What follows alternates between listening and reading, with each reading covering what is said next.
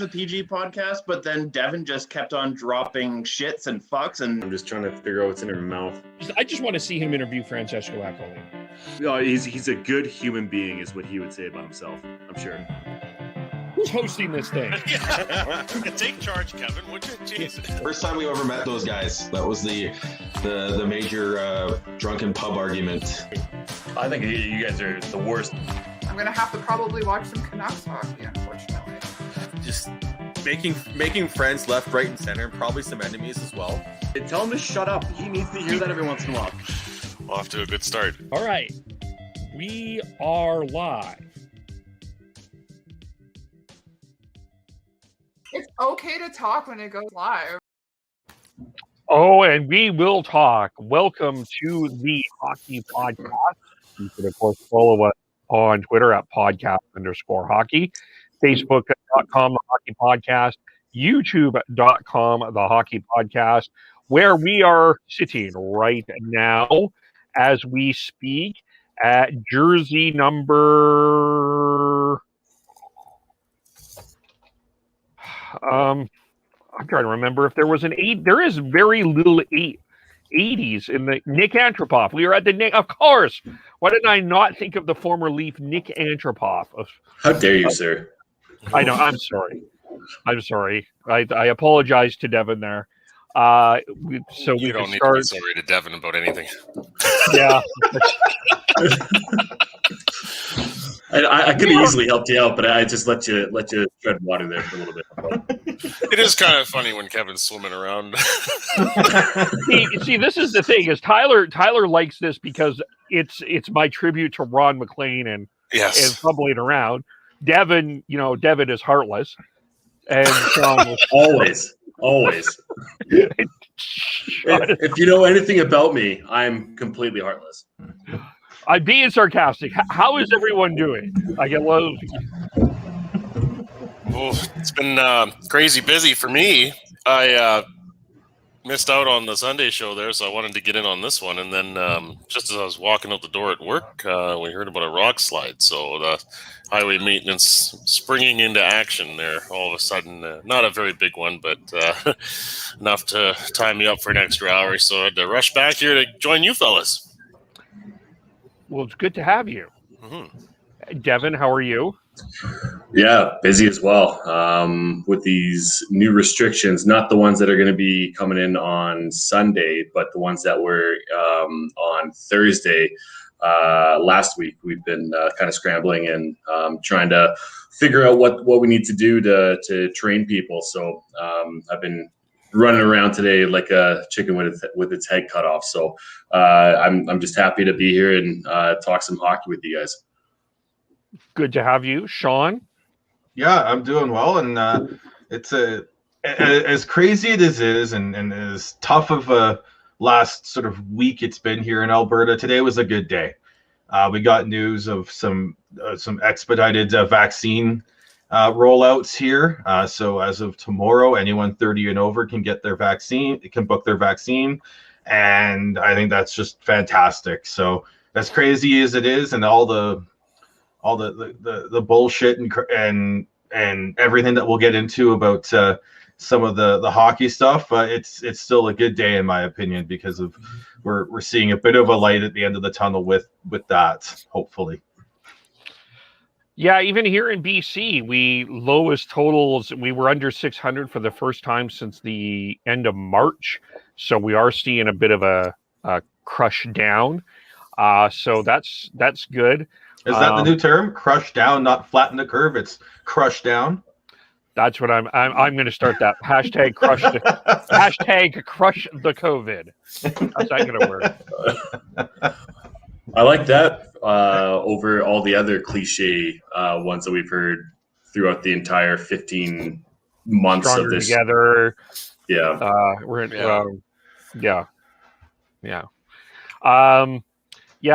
So I have another thing. So I will be leaving early. I am cutting out of my own.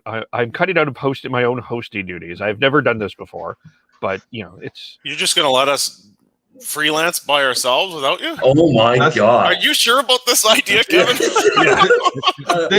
is why it's good that Tyler's here. We need the ref. Yeah. Just, come on, fellas. The adult appears to be letting the child run, but I trust you. Tyler's gonna be chucking a couple of these up here. You're gone. You're gone. Yeah, you're gone. Yeah. Well, obviously we had that early in one of our games already, so we'll start with the thing that everybody is talking about, and it's the drama started yesterday or Monday when Tom Wilson does Tom Wilson things. Tom Wilson, basically, if I don't know, did we get the clip? Basically, sucker. I don't say no. Okay, hold on. I don't think he sucker punched Pavel Buchnevich, but it was a bit of a cheap shot to Pavel Buchnevich in the crease. But then what he did to Artemi Panarin, a player without a helmet, whacked his head to the ice and was fined $5,000. Incidentally, Shane Goshaper was suspended 2 games for an elbow today. Tom Wilson. Is that what they called it? What's that? Is that what they called it? An elbow? They called it an elbow. Yep. Okay. So first of all, maybe there's a lot to unpack here. So let's start with the first thing. Let's start with the chapter 1, the title of the book, Tom Wilson. First, and the play. Maybe I'll start. Okay, maybe do we start with the ref here, or do we start with let's start with the ref. Tyler? I always called him Tom. That's why you need to take over and I need to go. Yeah. Well, I mean, I don't have anything against Tom Wilson. I mean, I know people are going to hate to say this. I mean, he's a great champion. He was a very effective player for the Capitals when they went on their Stanley Cup run a few years ago. But how long is this going to go on for with him? I mean, we've had players in the past where you start getting frustrated, like get rid of this guy. I mean, Brad Marchand, for example, not the same thing as Tom Wilson, but getting away with lots and seemingly nothing done about it. I mean, I referee hockey where everything's a penalty seemingly, and it's strict, and you go offside and you pay a heavy price. Sometimes that's the game you're playing plus 1 game, and if it's in the last 10 minutes of the game you're playing, it's the next 2 games. So, amateur hockey can legislate rough play out of the game. The NHL's not interested in doing that. And why? Well, I think what we're doing right now is a good example of that. The season's been dull. I know people want to say it's great. I think objectively you have to say it's been a dull season without fans and not playing all the teams and a shortened schedule and games being postponed and canceled due to the pandemic. And well, this added a little spice right in front of the playoffs, and how convenient it was that this occurred on NBC's Wednesday night feature as well. So here's the play for those who have not seen it. I'm sure everyone has seen it. Yeah. So just to be clear, this is not tonight. Tonight was the second chapter, which has got everybody talking, and we'll get to that in a second. This was Monday, was it? This was Monday. Yeah. This was the Artemi Panarin wrestling match, which he was not addressed at all. It was the hit in the crease with Pavel Buchnevich, who got himself into some trouble tonight, and with that. So we'll get into that in a little bit. Devin. I mean, you saw it in the slow motion. Slow motion is a bit hard to really break it down to how everything kind of was. But the one thing you didn't mention, Kev, was the hair pulling as well. There's that aspect. If Tom Wilson doesn't do these stupid antics, he's a good fucking hockey player. He's a good player that can make a big impact on the game. And that's why he went so high in the draft to Washington. And I just have a hard time understanding that he is a repeat offender, that he is doing this over and over and over again, and that he is not he's been punished in the past. So why did the Panarin incident go unscathed? And I am he's a superstar in this league, period, and stop. And when you want to protect your players, yes. And, you know, the where I stand in Calgary, the fans that are up north understand that, you know, you want to protect your players, right? And the McDavids and the Dreisaitl's. But it's never happened to McDavid or Draisaitl like that, like what happened to Panarin. If that happened here in Canada, there'd be a fucking shitstorm. It'd be unbelievable. And the fact that it was not acknowledged and it was not punished is outlandish. And I like George Peros, but what didn't happen is unacceptable, as in suspending Tom Wilson, and that really needs to be taken a look at. And it still makes me a bit speechless because it's so blatant. Watch the clip over and over again. How is that not suspendable? Like it just doesn't make any sense to me. I don't know. Especially when we're talking about the head here too, right? Yeah. Like it's such an emphasis. But you know, Devin, you used the phrase they want to protect the players. I don't think they are that interested in protecting the players. Certainly not at the expense of selling hate and entertainment. And I mean, this is the NHL for you. They like it spicy. They like hate. It sells, especially in the United States. We see it in baseball as well. Why are there so many flare-ups and bench clearing brawls and guys having the baseball thrown at their head? Because it sells. People love that stuff. It's spicy. Doesn't mean it's right. It's certainly dangerous. But this isn't about fairness. This is an entertainment thing, and the two collide, and what we have here now is a mess because of those conflicting agendas. Before Sean goes, sorry, I just want to say you talk about entertainment. Entertainment is playing hockey they're promoting a high level speed. They want to make sure that more goals are scored within the NHL. That's entertaining for hockey. Yes, fighting still exists. Yes, and we saw that earlier today. And to me, when it comes down to actual hockey and hard play, sure, yes, 100%, that is what needs to be selling within the NHL. But this extracurricular bullshit that Tom Wilson has brought to the NHL, yes, it's polarizing. And I mean, obviously, look at Twitter right now. And at the very least, it's pushed the envelope a lot further than we've seen in a long time. Totally. But hockey is hockey. Let's keep it within the whistles as much as possible. And I love fights. I still think that they should be a part of the NHL.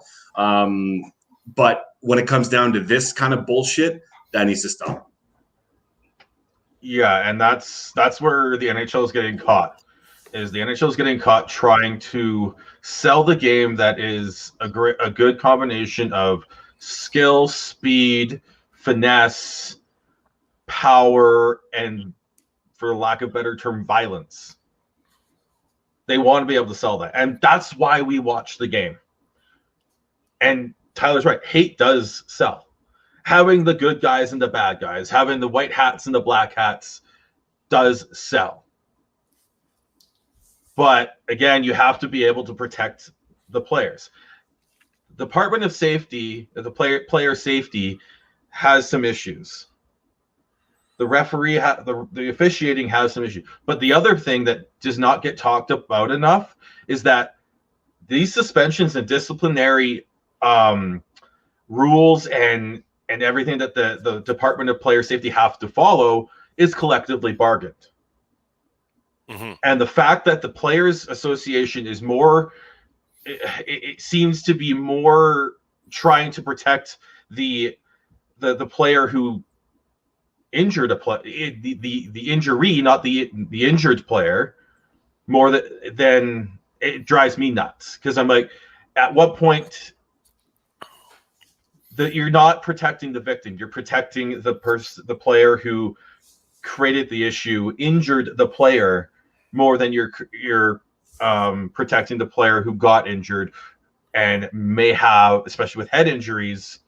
Like Panarin's not. I think Panarin is out with a lower body injury, but The fact that could have been even worse with a head injury if it had his shoulder not hit the ice before his head. And the Players Association needs to step up here and start working with the league and the players of the Department of Player Safety to create rules that allows the Department of Player Safety to go after plays like this better and stricter with suspensions, not fines. Because a $5,000 fine for that, like I look at that and I see the reaction on Twitter and people calling for using like very definitive terms and extreme terms. I don't agree with them, but I still think it was a suspendable offense that needed to be addressed, and it wasn't. And because of that, you had what became a 1970s, 1980s style brawl game. And that's not what the NHL, the 2020 NHL is. It's based off of speed, skill, power, and finesse more than it is the violence and the grit and everything. That's the way the game is. So when you see that, and because one of the major reasons why everything happened today, the fights at the drop of the puck at the beginning of the game, another set later on, like there was cross checks and fights, and it was a very chippy game. The reason that happened is because the NHL didn't take the initial event seriously and didn't punish them seriously. If they had, I think Tom Wilson would still have to answer the bell whenever they play the Rangers after he comes back, as we saw with Alex Edler and Wayne Simmons. If that is actually the code, he would still have to answer the bell, but it wouldn't have led to a debacle on the ice where it's a sham of what hockey really is. Yeah, pretty clearly they're making a mockery out of the NHL's system of discipline. And, my comment on that, and I joke around using the phrase wheel of justice, and other people, that's not one I created. Other people use that one too. But it's almost cultural with hockey, because I don't think it's just an NHL problem. There always seems to be this thinking that we got to find ways not to suspend, as opposed to suspending in order to get corrective behavior, right? The point of the suspension is to correct people's behavior. It's not to collect money. It's not to punish teams per se. It's to change behavior. And the NHL clearly has no interest in that at all. The only reason why there is a Department of Player Safety, in my mind, is for optics reasons. The fines do go to the NHL Foundation, if I'm not mistaken, so that there is some good use to the funds collected through the fines and the suspensions and the lost salary. But really, at the end of the day, the buck stops with Gary Bettman. People are on George Parros. The New York Rangers put out a statement yesterday about him being unfit to hold the role of being the director of player safety. It doesn't matter who sits in the seat, guys. It's still, at the end of the day, is a league that's run by Gary Bettman. And we've been seeing this for years. Yeah, ever since we go back a long time. Doesn't matter who sits in there. It's always been a controversial spot because as fans, as players, as teams, as media, we don't know what to expect. Mm-hmm. And it part of it is because it should be a team effort, and the fact that the PA isn't stepping up and protecting the victims, the fact that the league isn't stepping up and protecting the victims, if the fact that the teams aren't either. Yeah, I think that's a great point that Sean brings up. I mean, the PA is protecting offenders, not the victims in these things, and there's something really wrong with that. It's still an old boys club at the end of the day, realistically, and George Parros is a part of that. He's still an old school guy, if the NHL and Gary Bettman are using the player safety as a puppet, then that is a massive issue. But I mean, like, it's all speculation, though. Like, we don't know that for sure, right? So no, we don't know that. We're looking at it from where we sit, and that's what I think it looks like. We don't know that, though. No, and if they don't get this right, then there's going to be more players that are going to take it in their own hands, like we saw at the drop the puck today, that they need to address the issue and drop the puck. And then there's going to be a massive fight. This hasn't happened since Bob Hartley and John Tortorella had their little dispute, which was I would argue that yeah, I would argue that was a little bit more fun than this one because leading up to it, it wasn't as big of a thing, and we knew what was going to happen today, or we speculated until it actually happened. So the fingers should be pointed everywhere within the NHL because this is just unacceptable. This shouldn't happen. It's 2021, and the emphasis on the speed and skill and how much money is involved in these players and how much they're being paid at such a young age. But at the end of the day, no, I think there's quite a few people in that old boys club there at NHL HQ that is frankly probably enjoying this tonight. If this was, and I'm not trying to be a dolt when I say this, but I'm gonna say this anyway. If this was Connor McDavid, if Tom Wilson did that to Connor McDavid, and there was a rematch between Washington and the Oilers the next night, Zach Kassian would not have waited until the drop of the puck. Oh, there could have darn well been stuff in the warm up. There would have been pregame warm up stuff, and there would have been Oiler fans. And if Tom Wilson did that to Johnny Gaudreau, there would be Flame fans. If Tom Wilson did this to Elias Pettersson, there would be Canuck fans that would expect that there would be something done immediately. I'm not pointing that out, but like there would be an expectation of that. But the one organization that is not getting any heat for this is the Washington Capitals. Because let's look here at a guy like Brad Marchand and the fact a year or so ago he did the lick on somebody's. Oh, that was a few years ago now, I think. Yeah. It was 2 years ago. It was during their cup run against the Blues, I believe. And the Bruins had a conversation with Marchand and said, you need to stop this shit. You really need to stop this shit. I understand that you want to be part of the fabric of the game, but you need to stop this shit. Controversial or not, the Flames had a conversation with Matthew Tkachuk, which we have documented, that said, look, I think that there's some things that you don't need to do. The Washington Capitals appear to be. Oh, I anger Devin. He'll be back. Already. The Washington Capitals do not appear to have any issue with the behavior of Tom Wilson. As a matter of fact, it would seem to me that they seem to be enjoying this. Well, I mean, we haven't heard them come out. They're not going to come out and publicly condemn Tom Wilson. Well, their social media posted something to the Rangers that Tom Wilson's living rent-free in their head. So, to me, why are they not getting... Tom Wilson's been living rent-free in the head of a lot of teams. I mean, ask the Pittsburgh Penguins about Tom Wilson, right? Like, he's doing it because he can. It's the same as the Marchand antics. He can, and the league likes it. But at what point does it become a point of distraction? It's already a distraction. I think we're there now. Yeah, for sure. Yeah. Mm-hmm. I think it has been in the past, but I think he's the thing with Tom Wilson is he finds a way to do one thing and then nothing for a while, and then it just keeps resurfacing. Yeah. And that tweet that the Capitals sent out was not good. It's peripheral though. It doesn't. Yeah. No. But what Kevin brought up in terms of them taking him aside and telling him, I think they have tried it.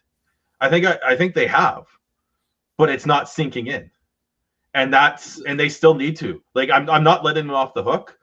I still think they need to sit him down and do some in team disciplinary, because I don't think just the talk works. Well, what does that look like? What does that look like if it's in team disciplinary? You sit him. You sit him. You say you're not playing. I mean, they're not going to do that this year, and they're going for the cup. They're not going to do it, but that's what they should be doing, is what I'm saying. And I mean, rightfully so. the fact that we're in 2021 and this shit is still happening, and it's been over and over and over and over again. I just don't think that they've had this serious talk. Be like, okay, man, cut it out. They stop it. Yeah, And I'm not convinced they have. No, either, but no, and like they really need to. The Washington Capitals, Kev, you're right. They have not taken any heat, or not much heat, not as much heat as they fucking should have. They need to be looking in the mirror and understanding what type of franchise they're running there and how they want to be represented within the NHL. Period. So the question is, has Tom Wilson's antics been hurting the team? Because that's usually when the talk comes about, right? At some point with Marchand, it was hurting the team. I think, he wasn't getting many favors anymore from the refs. The benefit of the doubt was starting to disappear, and then that does start to hurt the team. I'm not following the Capitals that closely, but I have to question whether, the organization feels like his antics are hurting the team. Now with the Flames and Matthew Tkachuk, it wasn't a great start, I guess. Maybe they felt it was hurting the team, or the veteran guys just didn't feel like it sort of jived with what they want to do. But if the Capitals don't think it's really hurting the team, they think his presence is a net positive for them in terms of what he brings to the table, why would they say anything about it? You bring up a great point there, Tyler. The leadership within that room. Ovi, I'm sorry, man. You're a fantastic player, arguably one of the most prolific snipers within this league and generation. Yep. But your leadership skills, I don't know. I really don't know. And they should be questioned, as he was questioning the Leafs back, what was it, a year ago, 2 years ago? Yes. Once again, take a look in the mirror. What's happening within your organization? Yeah, you won a cup, great, awesome, and you're being silly as you're celebrating that. That's fine, but you need to make sure that as a captain. I've been assistant captain and captain multiple times within my hockey career, and I'm a leader in my company right now. You need to make sure follow me. Don't show me, or show me what needs to be done. And if you're not following in line within that, there should be disciplinary within the players. The players should be accountable for the people that are surrounding him. Period. Yeah. Just as a fun fact, I'm going to compare Brad Marchand to Tom Wilson, because apparently everybody wants Tom Wilson on their hockey team. This has been news to me. Brad Marchand, for all that he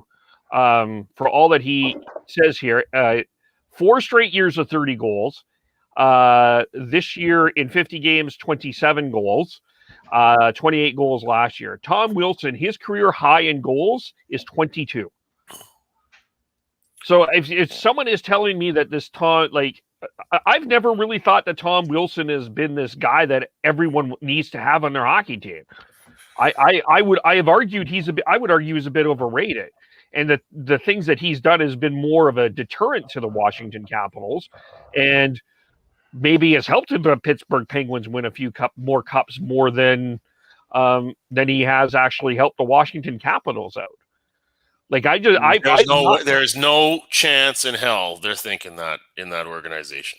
And that's probably why the Pittsburgh Penguins keep beating them. Well, the most recent occurrence, they didn't. But, Fine. But they haven't got that does make you wonder.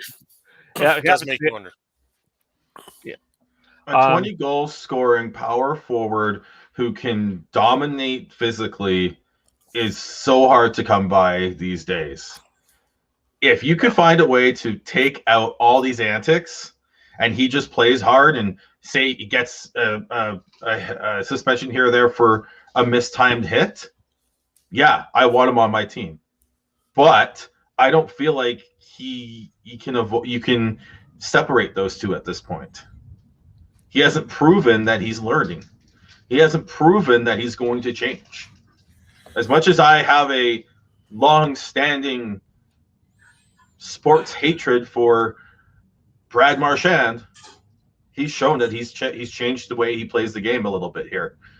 That lick was 3 years ago. It was the 2018 playoffs. Yeah. I heard Jeff O'Neill the other day on Overdrive. I think it was Monday, TSN 1050. He went so far as to say that Brad Marchand's going to be a Hall of Famer. I mean, now he's not near, that close to the end of his career yet.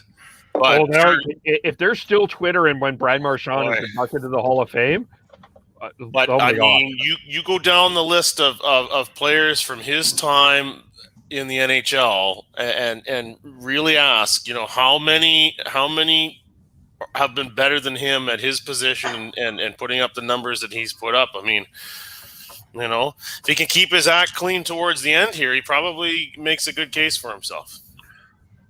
Yeah. Even now, though, honestly, he's a Hall of Famer. Maybe not a first ballot right now. I know Canuck fans don't want to hear that, but I think there's definitely a strong case to be made. Well, the way the NHL inducts everyone, he's likely getting in. Yeah. He's got. Let's see. We got 1, 2, 3, 4, 5, 6, 7, 8. 8 20 goals seasons in a row. 9 out of 10. 10 out of 11. Yep. Really. Basically, he's had one season, and that season was the shortened season that he didn't reach 20 goals, and he had 18 goals in 45 games. Like there's all this talk about when you acquire a player and you look like they've got 3 or 4 20-goal seasons in their 10-year career, and you're like, oh, he's a 20-goal scorer. No, and then he's got 1, 2, 3, 4 30-goal seasons. I'd take Marchand on my team over Tom Wilson any day. That's no debate. Yeah. Yeah, and then of course World Junior Gold, World Cup of Hockey, Stanley Cup, and in that Stanley Cup final, of course, a humongous factor, as we all know well. So the case is there. If I had to pick one or the other, it'd be Brad. Hold on. I just want to go back to Tom Wilson, because that's what we're talking about here. When he played for the Plymouth Whalers in the OHL. In 2011-2012 season, he had 141 penalty minutes in 49 games. And in the year after, 48 games, he had 104. The Washington Capitals knew what they were getting within this player. And it's up to them to temper and tame him over the years to make sure that he's effective on the ice and make sure that he helps them win hockey games. And I mean, he wasn't as big of a factor as Brad Marchand was to the Bruins winning the Stanley Cup as Tom Wilson was for the Washington Capitals winning the Stanley Cup. But it's indicative to that organization, and they once again, they really need to take a look in the mirror of what they're doing behind the scenes, and it truly, truly, truly is unacceptable. Well, especially when you look at tonight. I don't know if you guys have a clip queued up or not, but you look at tonight. Basically, the Rangers came out with their statement yesterday. Yeah, I have the statement. Okay, well, let's get to that. I mean, the fact that the president and the general manager were let go today is kind of another level of discussion here. But let's see the statement here. Oops, that's not it. That's not it. This is classic. Okay. I had it. Good job, Ron. We're live. I honestly did have it. Anyway, I had it. Well, you don't have it anymore. Oh, we love you. We love you. The Rangers put out the statement, which we will eventually see here on this show. And then today, basically the players on the ice, the actual people out there competing, basically said, the league's response wasn't good enough and we'll take matters into our own hands. And what I'm interested in knowing is what happens next now. From the Washington point of view, you got to start kind of looking around thinking, God, what just happened here? Like this is pretty embarrassing how this has all turned out. But for the league, what do they do now? I mean, they basically said, well, we made a ruling on Tom Wilson, and you guys thumbed your nose at it. You called out a league official publicly.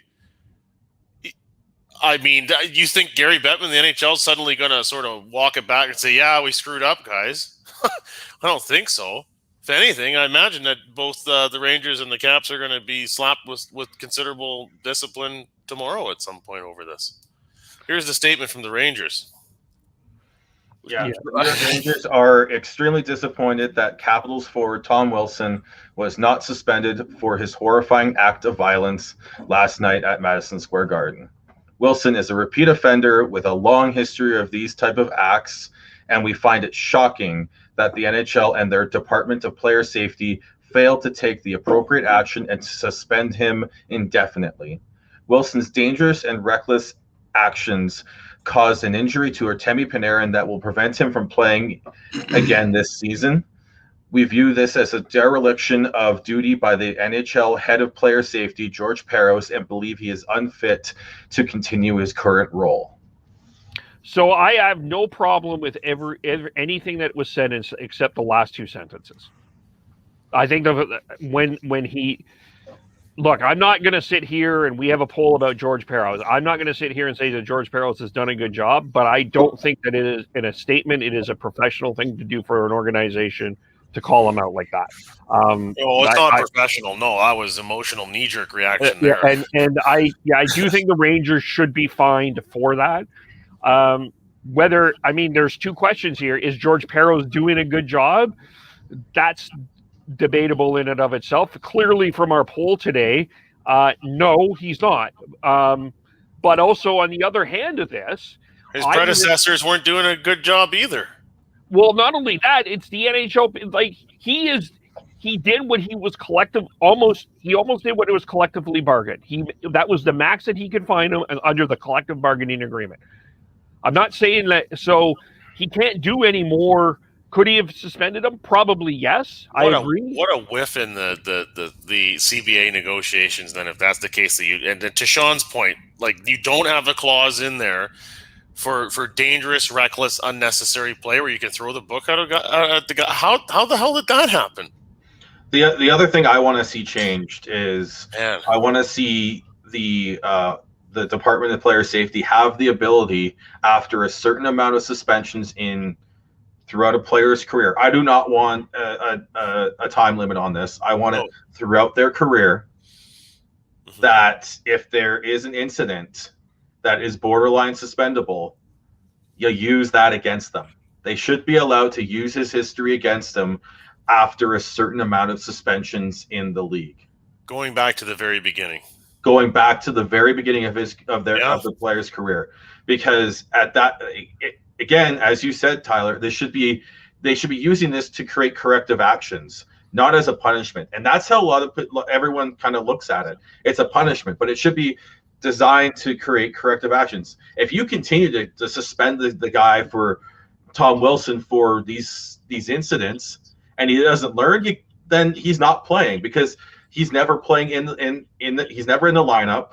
So the teams are not going to pick it. The team is going to not re-sign him, and he's going to have a black mark on his name. But if he learns and tightens his game up and plays like he can between the whistles, then guess what? You corrected an action that was dangerous, reckless, does not look good on the league. With that in mind, and that's what it should be. It shouldn't be, well, we just have to punish him. No, it should be designed for corrective action. Not to mention his stupid antics in the box of him like being a caricature. I don't know, being a fucking idiot. He's being a goddamn idiot. Period. Mm-hmm. I can understand the heat of the moment, and you do something and you regret it, and you sit in the box. If you do the whole slap shots quote, you go to box, you feel shame. But he did not feel shame in that box. And he didn't feel shame in the box today either. Mm-hmm. Yeah, so let's now, I guess we go to the fight. Well, actually, before we go to the fight, we have to talk what the Rangers did. They fired President John Davidson, GM Jeff Gordon, According to Elliot Friedman, this was not in relation to what this statement. This was planned already, but it feels a little odd that this happened today. I'm not sure. I'm still waiting to see how where the dust settles on this, because this doesn't feel right at all. Friend of mine gave me a theory on that today. And that was, this was probably in the works for the end of the season. And then after the way things kind of went over the last 48 hours, perhaps the CEO decided to pull the trigger now. And that's where I'm at. I think that's a very good theory. As you said, Kevin, all the reports out there are that this was a hockey-related decision that was in the works already.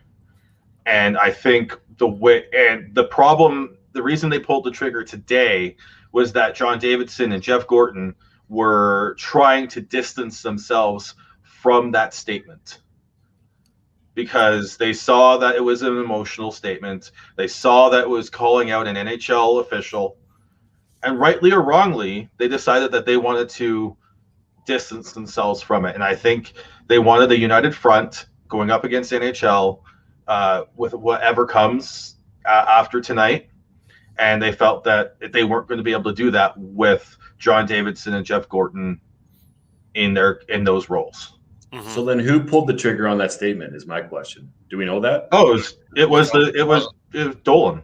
It has to come from the top, I'm guessing. Yeah. If that's the case, then if you want to make sure that the Rangers, if you're a part of that association, if you're not pulling in the right direction, then you got to go. Yeah. From what it sounds like is they thought they had a chance to be in the playoff hunt and be a playoff team this year, and they didn't. They're already out. They've got 2 games left. So that's the other thing I think needs clarification. There's a lot of wording and statements about Panarin will not play for the rest of the season. He's There's missing 3 games left when that statement went out. Yeah, 3 games. It sucks, and he's I don't doubt that he's injured, and I doubt that, and I'm pretty sure they're making sure he is 100% for next year, because they do have a young core with a really good young goaltender that can grow and build. And with going back to the Metropolitan Division, they won't have to deal with Boston and everything going forwards. But it's only 3 games. And I think that's part of the context that kind of gets lost when you say the rest of the season. And I know that's exactly why they said the rest of the season, not 3 games. Yeah. Because they want people to focus in on that phrasing. The dereliction of duty thing, that is strong stuff there. Mm-hmm. So I think it's, like I said, for me, I think the issue is much deeper than just George Peros and whoever actually is working in the Department of Player Safety. I think it goes all the way to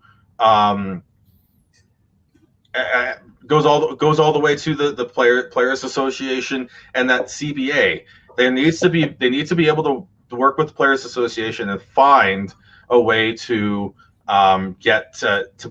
give them more power to suspend offenders when they do something that is dangerous, reckless, unnecessary, and they need to have a catch-all so they can hand out suspensions, and they also need to hand out stiffer suspensions. I think if we go back to last week with the Wayne Simmons and Alex Edler code debate, and you look at what Edler got, he got 2 games. I think if they were consistently handing out stiffer suspensions where a knee like that is 5 to 6 games, Wayne Simmons isn't going after Alex Edler for that. Yep. That cools it down right away. And if they perhaps I don't know. I mean, you have to be in that dressing room to really get a sense of how everybody on the team feels about it, right? Obviously, they didn't feel the 2 games was enough justice for what happened with Alex Edler, and then everything unfolded after that. Maybe 6 games is the level. Maybe they say no amount of games is going to satisfy them, and we're going to get our pound of flesh anyways. I don't know. And here we are now, of course, with tonight, where obviously, I mean, was there anybody in the hockey world other than Gary Bettman and people at NHL headquarters that thought $5,000 was appropriate for what Tom Wilson did? Nobody on the outside felt that way, and so they take it into their own hands. But if you're the NHL and you look at this on Wednesday night hockey, your national telecast with two big market teams playing and everybody's talking about it, there's not such a bad thing in their point of view. So now, they'll probably do something tomorrow about it, just to look like they did. Well, what blows my mind is that if that's the case, once again, if Gary Bettman was blind enough, he's been around the game so fucking long, man. Like it blows my mind that he didn't think that this was going to be a fucking a big thing, and it is a big thing. And the backlash of the players of what potentially could happen tomorrow is huge. It's huge, and it does have a black eye on the NHL, whether or not he thinks it or not. Well, it does for now, but things, blow over pretty fast, right? That's so stupid, though. I know. By next Wednesday, Devin, we're going to be talking about the playoffs and other things, right? I know it's stupid. I agree with you, but that's kind of the reality of the news cycle nowadays. That things kind of move quickly. Here's what bugs me about this, though, and this is the problem. Is now, again, the NHL was in good shape in terms of what we were talking about with the NHL on TNT. They've got a huge new contract. Everything is all going in. Everything was all going smooth. And I think that, you have a guy, we were talking last week about people that you could do crossover with in terms of like getting some entertainment. Even this year, the things that this year has not been a great year, especially for the North. I will admit that. But Connor McDavid's run for 100 points is entertaining. Austin Matthews' run for 50 goals has been entertaining. We had some other things that have been the Vegas, Colorado have had some pretty good games. There's been some entertaining little bits and pieces there. Good stories. I mean, the Florida Panthers, there's been some good stories. Yeah. And then even today with the U18s, a guy like Connor Bedard, who scores a hat trick, he tries a lacrosse goal. That's, I think, the things that I think hockey, that's what's the beautiful part of hockey. Like, fighting is one thing, but it's the skill part of it that gets lost in all of this. And unfortunately, again, it's the league not promoting and not advertising the best part of the National Hockey League. And it's not the fact that there's line brawls. It's not. It's the skill. And that's unfortunately the problem, I think, with what happened today. And Gary Bettman's definition of entertainment and what a lot of people's definition of entertainment is not crossing the same. It's not on the same street here. Yeah, but there's still people out there that agree with Gary Bettman in that aspect too. Sure, absolutely. Yeah. The thing about skill is that as amazing as it is to see, and how much we're all frankly jealous that we don't have those skills. there's only could lacrosse goal. I could totally do it. We'll look forward to that on the next show. There's only so much that you get out of that. Having that spice and that hate and that passionate dislike between players, between fan bases, teams, markets, whatever. That's what really makes it extra compelling. And that's why I think the league's reluctant to have that disappear entirely. We've lost a lot of that. I mean, if you go back to, they're still showing reruns from the, like 1994 Flames Canucks, and you watch those games, and it's just like, those are men out there. There are no kids out there. Those are men, and even the younger people out there, they are, they're fending for themselves, and they're doing an admirable job at it. It was about will over skill, and the league doesn't want to lose that. And like I said at the beginning, those two agendas between promoting the skill and the speed of the game versus all this other stuff, they collide, and we get what we've seen this week. I'm not saying that we should lose the rivalry, by the way, because that's not. But you can't just say it's a rivalry, right? There has to actually be some fuel to the fire, and clearly there is right now with these two. Yeah, it's finding that right balance. And right now, the NHL's failing in finding that right balance. I think you can still have the hate, the rivalry, and everything, while still policing it properly with supplementary discipline and everything like that. Consistent discipline. That's the thing, right? You think that the Rangers are not, even if he got suspended for the rest of the regular season, and you think that they're not for remembering this and waiting till next season, and we're still getting that? Yep. But you have to calm the waters. You have to be able to do that. Otherwise, you end up with what we had today, which is like as crazy and exciting-ish as you want to call it. It's still just it's not the hockey that we want. We don't want like every whistle for a fight to break out. Yeah, I'm sorry. Lars Ellers versus Ryan Strome is not the fight that I was looking forward to seeing. I don't know. I'm not a fan of Ellers, so I was cheering for Strome on that one, and that was a little bit fun for me, to be honest. But I understand what he's saying. Have we forgotten the Battle of Alberta from last year? I mean, you had the Matthew Tkachuk, Zach Kassian incident, and then just the rest of the season, every matchup between those two had the spice, and people watched, and it was worth watching, and it was exciting. And if you weren't a Flames or an Oilers fan, you were interested in watching it. But it was also good hockey, though. The goalies fought. I mean, there's never goalie fights. That was better. Well, that was entertaining. And then that one game, and David Rittich with yes, I get that. I guess to me the whole line brawl at the top, I was like, come on. I don't know. It's too preconceived, right? Yeah. I think that's where a lot of us start having some lack of comfort. Like I said, like if they had suspended Tom Wilson, even if it was 3 or 4 games, however many Washington has left for the rest of the regular season, ideally I would like to see him suspended for at least one playoff game, honestly. But had they even just done the rest of the regular season, you wouldn't have had this. Because like the Rangers would have taken his number and gotten it next year, but we wouldn't have gotten this sick the 3 fights off the opening faceoff, another 3 fights later on in the period. But it just would. I think it just would have a different feel. You would have that a little more of the Canucks Leafs one, where it didn't feel as much as a black mark, other than just people. Yeah, the rivalry was there. Mm-hmm. Yeah, and this all happened without fans in the building, or not very many. I guess there were fans, but not the usual crowd. So imagine if there were fans there at MSG. Imagine if Tom Wilson was a Philadelphia Flyer. Welcome, sir. Philadelphia. Thank you. How are you? Good. So I got to jump out because I got my other thing to go to. So I'm going to leave it to you guys. Everyone have a good day. And yeah, we promise not to destroy everything. We'll try to keep it out of the ditch. Kevin, all you have to say is bye for now. Bye for now. Bye, Kev. Oh, the rudderless ship. Yeah. Anybody who's watching this is going to get a fucking treat.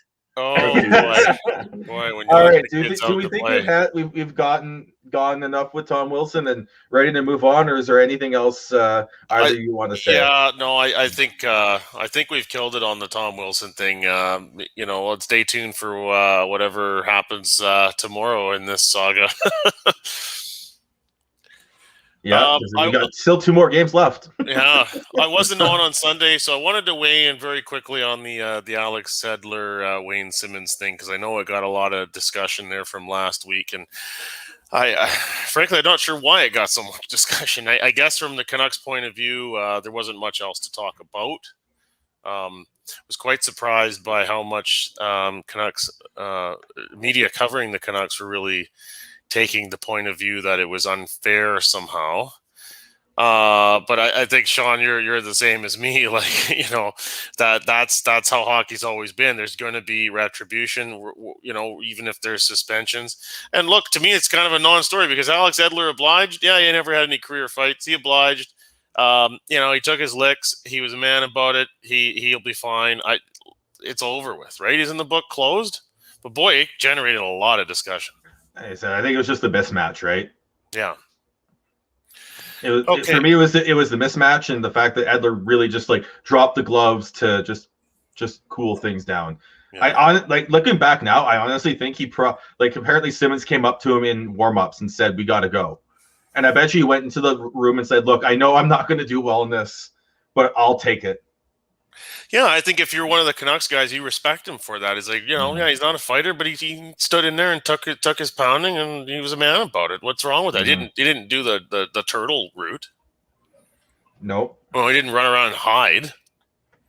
So to me, it was a bit of a non-story, but it was interesting, when you get to the point of a season like you have with the Canucks and it's going like that, then that becomes the focal point for a day. So, meanwhile, can we just pretend those two Oilers games didn't happen?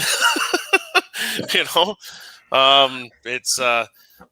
Kevin mentioned it earlier. The Connor McDavid's chase for 100 points in the 56-game season looks like he's going to get there. I mean, it's just kind of deflating as a Canuck fan that he's padding the stats here in a couple of games late when they're out of it. But good for him. I mean, it is kind of noteworthy that he's out there with the empty net opportunities. It's kind of anti-Brian Burke philosophy when you have the 1-goal lead, put the grunts out. Not in Edmonton, but we've heard Leon Draisaitl talk about it. It means a lot to the guys to try and help him get there, and so from their point of view, that it is what it is. It's professional sports. Let him chase that number. It would be quite impressive to get there for sure. But it was detrimental to the Leafs in trying to help Austin Matthews get that.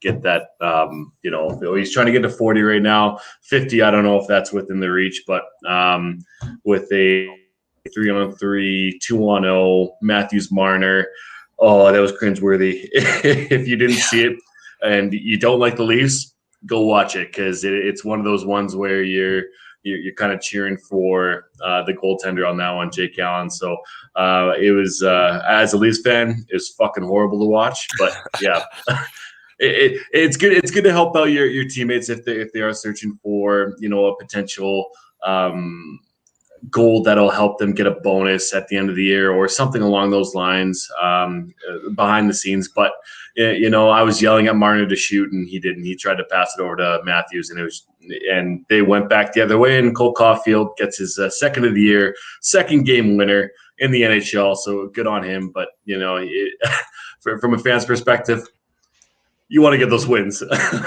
Now, what's amazing is that the Jets in free fall in the standings, and the Habs picking up some wins here lately, and Caulfield has been a boost. I think most people want to see that Toronto-Montreal first-round playoff matchup, and if that happens, I mean, could Cole Caulfield kind of be that piece that kind of gives Montreal that extra boost they need in what is clearly an underdog matchup for them against the Maple Leafs?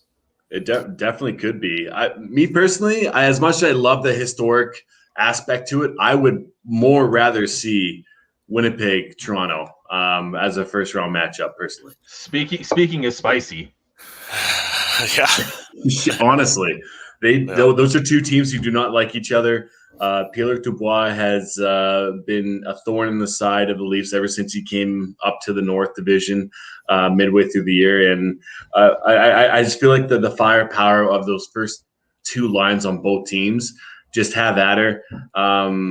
Once again, if Hellebuck does decide to show up and does show that he is the reigning Vezina winner, then that might be a bit of a different story, especially with Jack Campbell and David Riddick kind of mending the goaltender, the goalie over there. So I don't know. It'll be interesting, but that's me personally, and that's what I want. It was referenced earlier that Jeff Gorton and John Davidson let go by the Rangers today. Obviously the Twitter people, were like, well, go after John Davidson. I mean, is that totally pie in the sky here to think that the Canucks or the Flames or some other organization that's going to miss the playoffs goes after one or both of those guys? I think it's a bit for both the Flames and the Canucks. Mm-hmm. I think Davidson and Gorton are going to ask for enough money that it'll scare away Aquilini. I want to be wrong, because I think Gorton has shown the ability to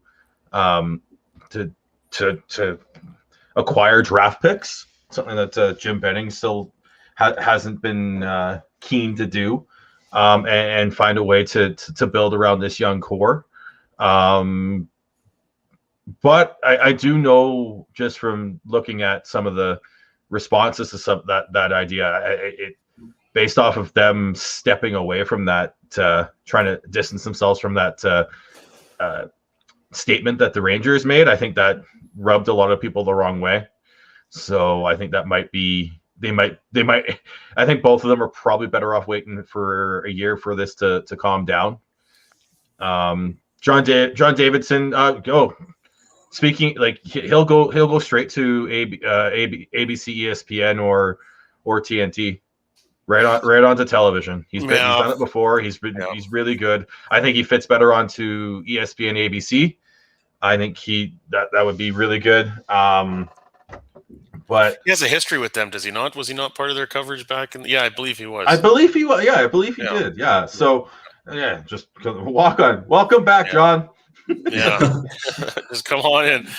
As far as the Flames go, I see Treliving having at least one more year left as tenure, maybe even 2, and that might be a bit of a hot topic for some Flames fans.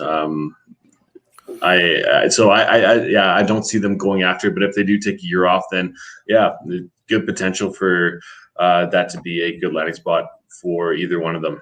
Mm-hmm. And I agree with you there, Dev, in terms of where the Flames are at. If I'm ownership, I go after them. But I think in terms of what the actual plan is, I think Treliving's got at least one more season left under as GM, depending on how he does.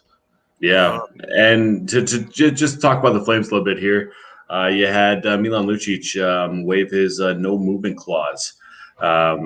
And I personally, I love it. I think that's a classy move. He obviously understands what's happening here, and where he is at in his career.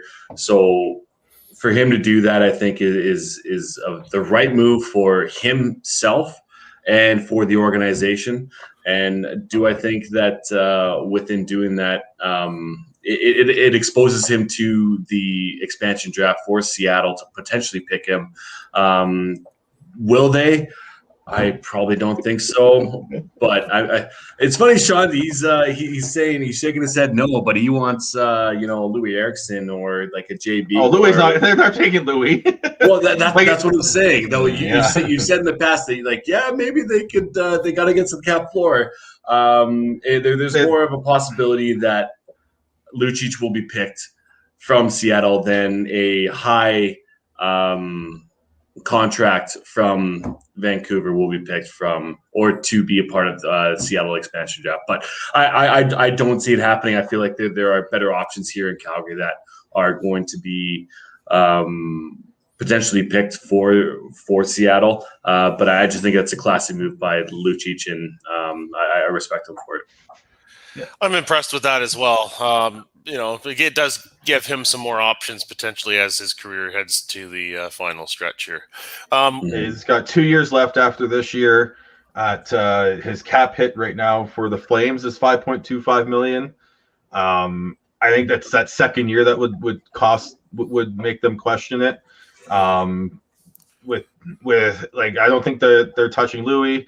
The Seattle's not touching Louis. Seattle's not touching Roussel. Seattle's not touching Beagle at this point. I think the only option for them would be Holtby if they want to have a veteran goaltender who they know can. Well, look at what he's doing now. Like, he's been playing really well. I think that's the only realistic side for there. But in terms of Lucic, I think that was the only option he had. Like, I think if he didn't waive, he'd be a pariah in amongst Flames fans, because him waiving allows them to potentially protect, depending on how they do it, it allows them to protect all their key forwards. Like, if without Lucic, you're looking at not protecting someone like a Michael Backlund or a Dylan Dubé. And with Lucic waiving, they can now protect both of them without worry if they want to. Mm-hmm. One thing that we hadn't gotten to that was on our agenda for tonight was the Canucks farm team has been announced. Will be moving to Abbotsford. So a couple of things with that. The obvious one is, what will the team be called? And secondly, and will it have the Canucks branding? Because that's what the Utica Comets wore. But also, how does this affect junior hockey, particularly in the Fraser Valley, but more across southern BC in general, the Lower Mainland as well? I think it'll be the Abbotsford Heat, personally. That is a no dog from all of us other people on this show. Yeah, no, that's in terms of names, I think they go Aero space and planes and stuff with the Abbotsford airport there, and they always have the Abbotsford the Great International Air Show yes. There. So I think I think I saw a couple people on Twitter say that maybe go with like the Aviators or something, and then flip the Millionaires V to create the A. I think that'd be cool. Or Pilots or something like that. I think that makes the most sense, and I think it will be Canucks blue and green branding. Although if they really wanted to go crazy, they'd go they try and do something with this with the skate logo. Yeah. That would go over really well. And in terms of the juniors, you've got the the Vancouver Giants are based out of Langley now, so that's a bit of a hit for them. Then in the BCHL, there's Chilliwack. There's I think 3 teams within that area, so I think it's going to be a bit of a hit for them. But I think overall, if they do it right, it's going to help grow the game in there. Yeah, and when the Abbotsford Heat were there, they were supported. I don't know the numbers. I mean, it didn't last, so it must not have been supported that well. But it would have been a tough sell, I think, to people in BC that are of relatively close proximity to Vancouver, that are mostly Canuck fans, presumably, to go and watch the farm team of a different NHL team, right? So that I could see this team being a better success in terms of that secondary market, but still interested in the Canucks and the future stars for the Canucks, perhaps. That makes more sense to me. It really is a no-brainer. They have the facility, and yeah, Tyler, you hit the nail on the head. It makes most sense for them to promote their stars within the not the Lower Mainland, but within BC. And if we had in Calgary, or even like a Leafs team within the vicinity here, I'd be going to more probably those games than any other games of the Flames, just to see what they have going on, because those are the future stars of your favorite team. So why wouldn't you want to support them, A, and go see them, B? Yeah. And I guess other quick things on the Canucks is we're finally seeing the kids play. People have been screaming for the kids to play. Jack Rathbone making his debut last night against the Oilers. We've seen Cole Lind.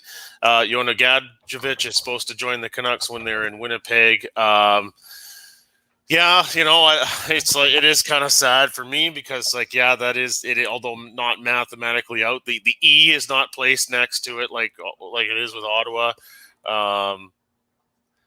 At the same time, it is finally nice because it's been a while the Canucks have had some of these guys in their system, and to actually see them out there playing and getting a chance now and looking towards next year and hopefully a fresh start for everybody involved, maybe with different coach and front office and everything. But I didn't get a chance to catch a lot of the last 2 games because of my work, but initial thoughts, I guess, we could share here on Rathbone and Lind and what we're expecting down the stretch here with some younger players.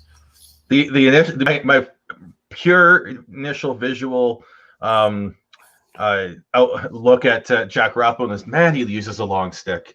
That's what I just looked at. I was like, holy crap! Like that. Like he's, I think, 6 foot, and it looks like he uses a stick for the normal 6'3" 6'2", 6'3" player would use.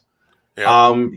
I think he makes it work, and then he stared down a 2-on-1 with McDavid and Draisaitl and lived to tell the tale and didn't give up a goal. So I liked his game for the most part. He was a positive possession for the game, and I think you just got to give him more time. See what you have him. Sorry, is it a Willie Mitchell? Or not quite that long.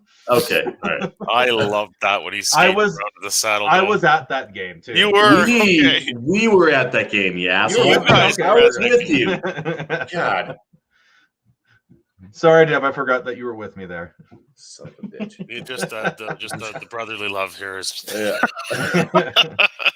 You're feeling the fire now. Yeah. And Cole Lind hasn't looked out of place. I feel like he needs a few more games to get in the swing of things, and maybe versus Calgary we'll see him start to show some more offensive ability. I think he's been a bit thrown into the deep end. Calgary? Huh? They don't have Connor McDavid and Leon Draisaitl. Okay. I mean, they're not an automatic. Okay, they're not the free space on the bingo card like Eric Francis liked to claim, but maybe a better opponent for the Canucks at this stage. Yeah. And the other thing when I've watched the Canucks, it really their defensive game really reminds me of when you're playing shorthanded in beer league and you're trying to conserve your energy. Like they don't seem to be as aggressive as they should be, and they're just holding on. And I think they're good for about 80% of the game, and then it scrambles for 10% of the game, and then the other 10 is, well, that's what happened. That's how the games become 3-1, 4-1, 5-1. Mm-hmm. Yeah. So they're putting up a valiant effort, and I'm watching the games looking for positives. Like I'm not sitting there and watching them and going, oh look, these lists off 3 players that haven't scored in 4 games in like 10 games and all that. I'm legitimately like looking and saying, okay, that was a good play. Like Brock Besser's goal was fantastic. Like that was a snipe and a half. JT Miller's goal was just the puck and the puck protection from Niels Höglander.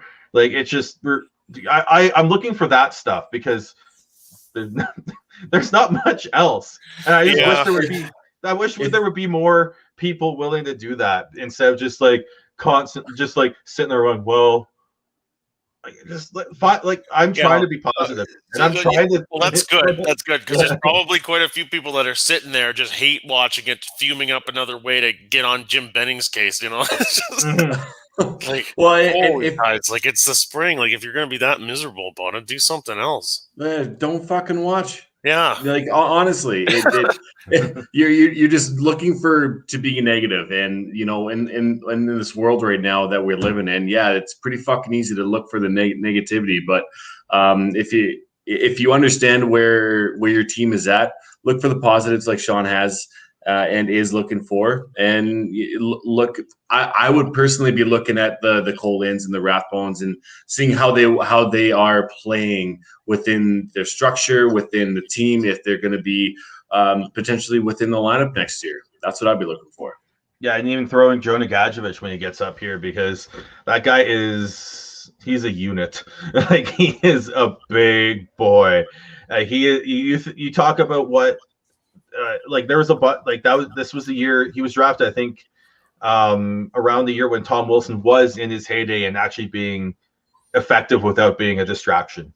Mm-hmm. And that's what he could be at his very, very top. I don't think he gets there. I think it's more realistic to be like a 4th line guy that we all wanted Zach McEwen to be, but he's got the size, he's got the hands, he was close to a goal per game in the AHL this year.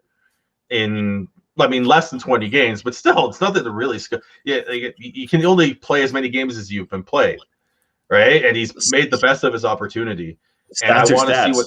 Yeah, I want to see what he has, and if he can become someone that they can build upon and have in the system going forwards, then you're looking at something, another nice depth piece there, which they desperately need, especially at sort of cheaper prices. I hope the fans, don't try to make quick judgments on the younger players right now because, they're coming into a team that struggled all year, has not been that good. It's missing Elias Pettersson, and they've got this really difficult schedule, and they're on fumes. And, I don't want to keep making excuses for the COVID thing, but it's obviously been a huge, derailing of their season. And so to come in those circumstances, people don't put too heavy expectations. They haven't practiced since they started playing games. Yeah, no,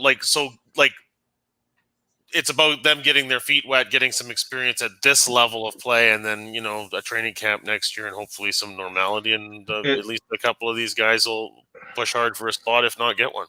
Very, very true. And I think that's also a part with some of the Matthew Highmars as well. He's looked, and the Jimmy VCs and Travis Boyds. They've had okay spots. For the most part, they've looked meh. But again, they haven't practiced with this team.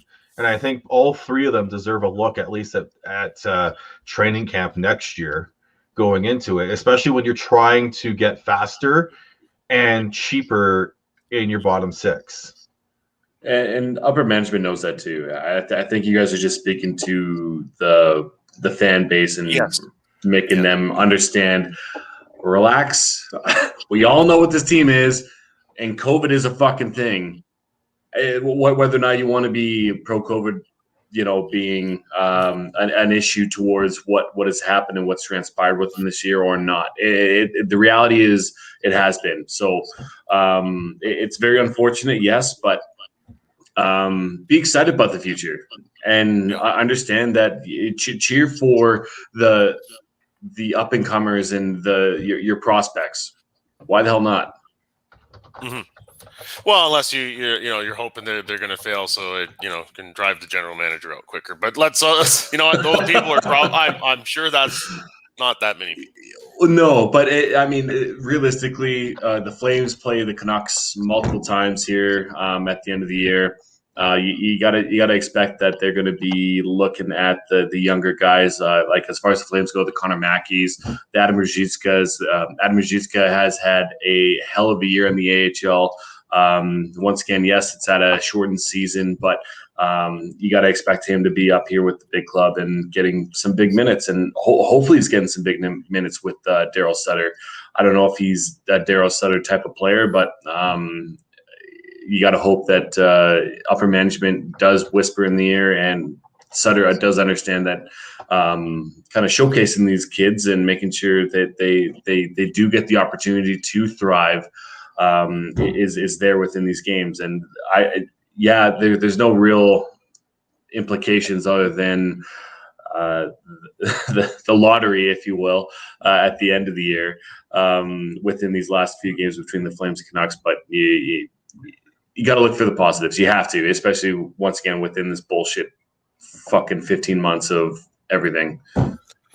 Yeah, well, as was mentioned earlier, the light is at the end of the tunnel. Even us poor sucks that have been waiting for the vaccine, being younger, are finally getting our turn. Mine's coming tomorrow, so nice. we're finally getting there. This is where we get to the point of the show without Kevin. Where what do we do now?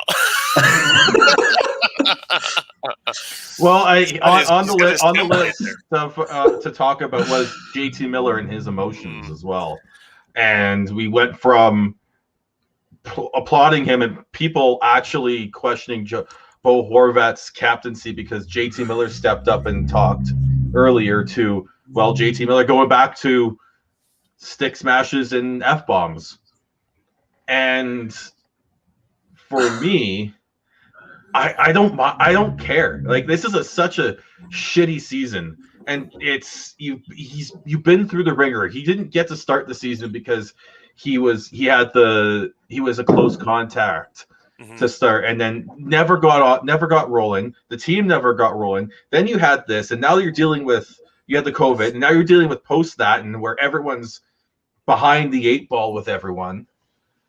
I don't mind that. And Thomas Trans pointed out he's playing out of position. He's working with not very much.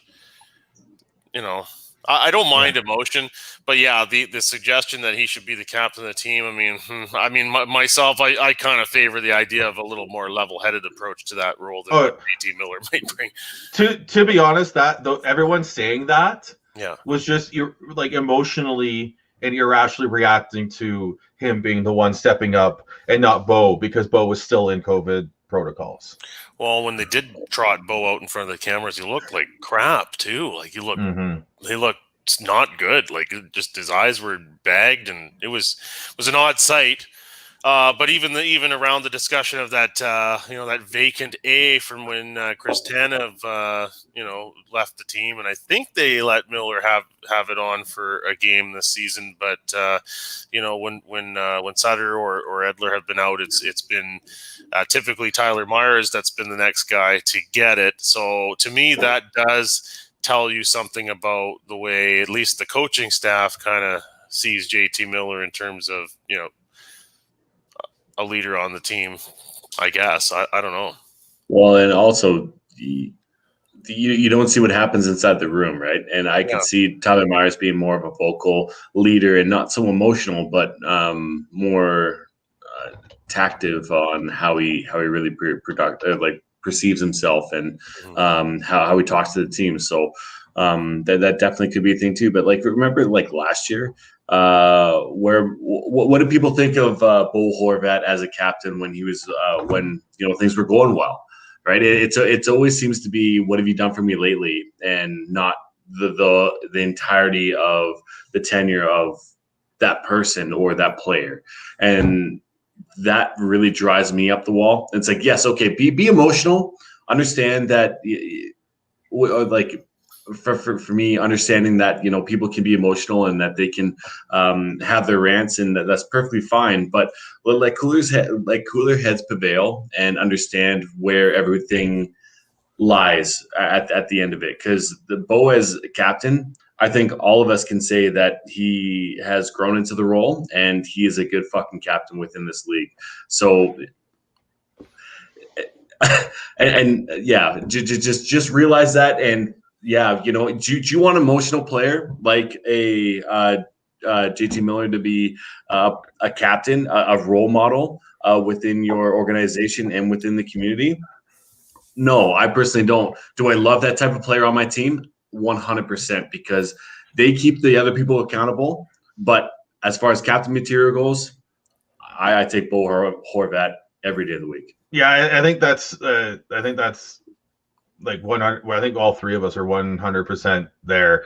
I think the issue was more, there was people actually saying that the Canucks should get rid of him because of all that. And I think you're right there, Dev. You need those players on a team. You need those players to be, they drive the bus. They're the emotional center of a team.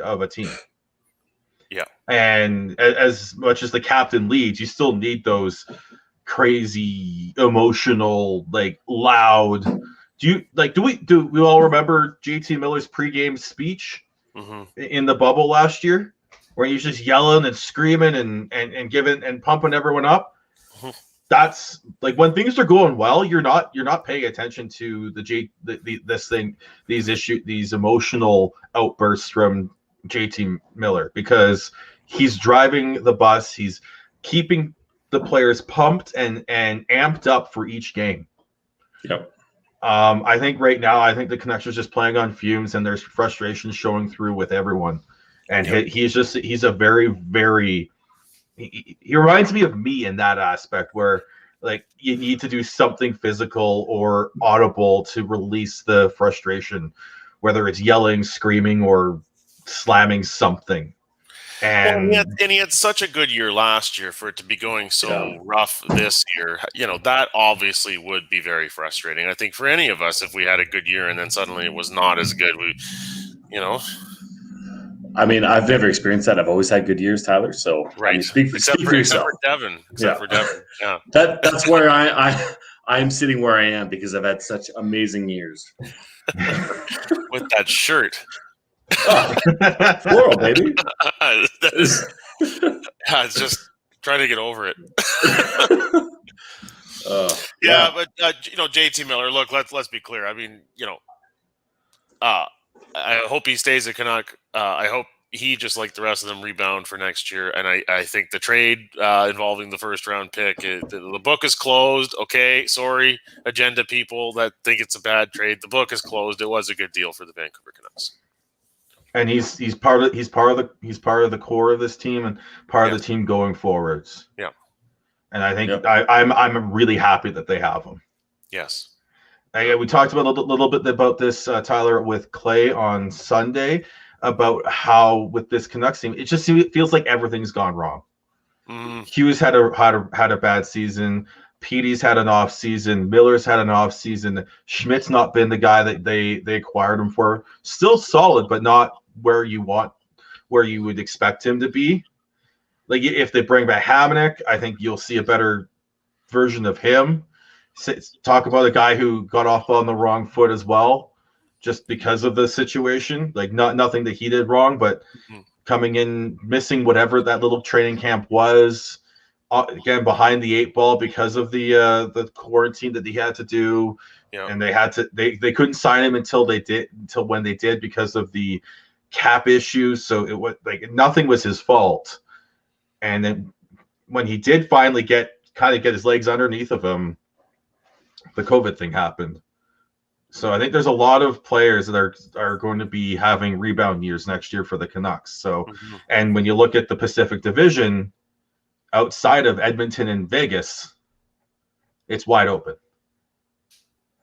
So again, positivity. Like I'm totally here to hear criticisms that are valid in terms of what's going on with this team, but there's still things to be excited about. I'm seeing lots of polls and discussions about, is this the worst year to be a Canucks fan? Like, well, here comes the loser attitude again. Let's not get going on that. Like, but the way I look at it is, no matter how bad, that does that. No matter how bad this season is, we still have Petey, Hughes, Hoglander, and Podkolzin coming up. Tyler, you're old enough to remember the Mike Keenan years. Like, what did the Canucks have to look forward to in those years? They had nothing. They drafted the Sedins in '99, and they still took time. Yeah, and they spent their first year in Sweden, and then when they came in, they got pushed around quite a bit, and then then it finally got going after that. But it was pretty dark days back then too, and a lot of empty seats in that arena, which was very new at the time. I guess the sun's going to come out tomorrow. Yes. Yes. Weird how that works. It's the same thing with the Flames. Like, on the list for the Flames, let's go back to them. We're all over the place. Kevin's not here. That's right. Yeah. It's a rudderless ship. He said, should the Flames blow it up? No. I know, Deb. I think they have to blow it up for Sunday. Well, yeah. Yeah. Okay. Let's say for Sunday. Yeah, I don't know. For me, the short answer is no. But significant changes probably. Yeah, I think there's a difference between the two. I think there's some major surgery that needs to be done on that roster, but I do think it's a blow up. Like let's look back at we talked about Jeff Gordon earlier and what he did with the Rangers 2-3 years ago. I don't think it's the time to do that, but I think it's definitely time for some major surgery and some moving out a big piece or two in a couple 1 or 2 blockbuster trades. Well, like they won the lottery off of a fucking slim chance of getting Lafreniere, and they fucking do it. Are you still triggered about the Leafs hitting the post on the that there? No. I personally was thinking about Pittsburgh model, the Brian Burke. They won a lottery, yeah. Yeah, they won a goddamn lottery. Pittsburgh model my ass. I know, not to get on the tangent too far here, but I mean, anybody that points out to a rebuild of certain teams like Pittsburgh, like the Rangers now, how about the Devils a couple of times here, even though their rebuild seems to be going nowhere, Edmonton, you can't say let's do the Pittsburgh model when their model was predicated entirely on having this lottery go their way. I mean, other teams haven't had that good fortune. Exactly. So the quote unquote blow up. No, I don't think that the Flames need to do that, but definitely some retooling and understanding where they are at with a few of these players is something we can get into on Sunday. Yes. Okay, so All is this where we do the Twitter handles? We got to look at the manual there. How do we how do we end the show without crashing the show? Well, sorry, Sean, you got it, Sean. You got it. I'm like, how do we follow everyone? I am Beardy Canucks how do we blew it? Like, who follows? I don't know. Kevin, we need you back. Sean, how do we follow you? I am Beardy Canucks 03 on Twitter. And I'm on Twitter at T-Noble. My name's Devin. I am at Gordhouse09 on Twitter. We have Kevin at KEVOLE and at Schneids for Chris. You can follow us on Twitter at podcast_hockey. You can follow us on Facebook at facebook.com/thehockeypodcast. And you can look for us on YouTube if you are already watching us there. You can subscribe to us for audio. And we'll get that one out maybe later on tonight. But you can subscribe to us wherever you get your podcasts. And bye for now. Slop.